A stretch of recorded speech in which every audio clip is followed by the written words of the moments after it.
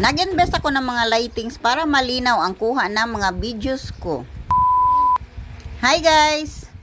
For today's video, natambakan ang lola nyo ng maruruming damit kaya maglabasarye muna tayo. Buti na lang naka-automatic tayo kaya pwedeng iwanan at proceed to another work. At nang tumunog na sinyalis na natapos na sa paglalaba, kinuha ko ang laman para magsalin ng panibago.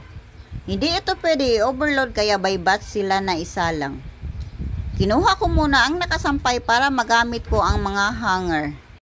Hindi ko pa naligpit ang dating linaban ko, heto naman ako naglalaba naman.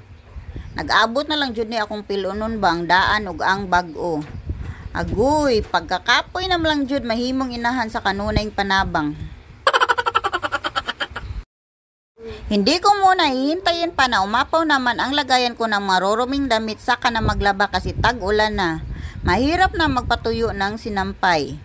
Kahit naka-dryer pa hindi talaga matutuyo kagad kung walang sikat ng araw. Although hindi siya tumutulo pero mas mabango pa rin ang mga damit kung maarawan hindi amoy kulob. Tiningnan ko muna ang timer ng washing machine, matagal pa siya matapos kaya pumasok muna ako sa loob para ipakita ko kung anong pinag-abalahan ko ngayon. Dito ako palagi mag-shoot ng mga affiliate products ko. Hindi pa kasi ako monetize sa pag-vlog kaya dito muna ako nag-focus sa pagbibinta dahil dito ako kumita. Kailangan mo talaga mag-invest ng mga gamit para malinaw ang mga videos mo na binebenta. Tulad nitong fill light na 11 inches from T&W. Napakaliwanag niya at meron din akong dimmable light para may background light na warm, neutral at saka dim.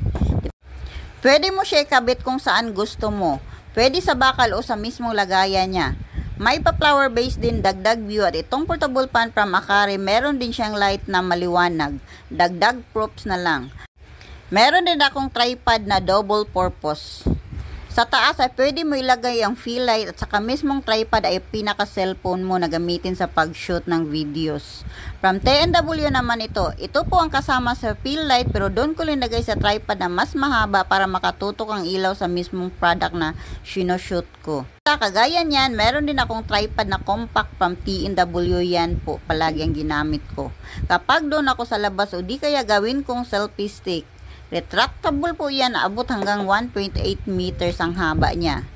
Bilang small content creator at affiliate marketer, kailangan mo talaga itong mga ganitong klase sa pag-shoot ng mga videos mo para mas marami kang benta. The more quality ang videos mo, the more ang benta. At meron din akong rotating display dahil bala kong babalik sa pagla-live selling doon sa Black App.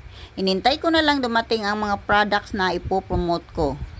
Napakagastos mamuhunan sa pag-affiliate pero mababawi mo naman sa oras na may mag-trending ka na videos.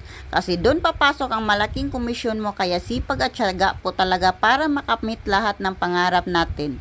At yun lang muna for today. Kung umabot kayo sa video ko hanggang dito, palike and share naman. Yun lang, salamat.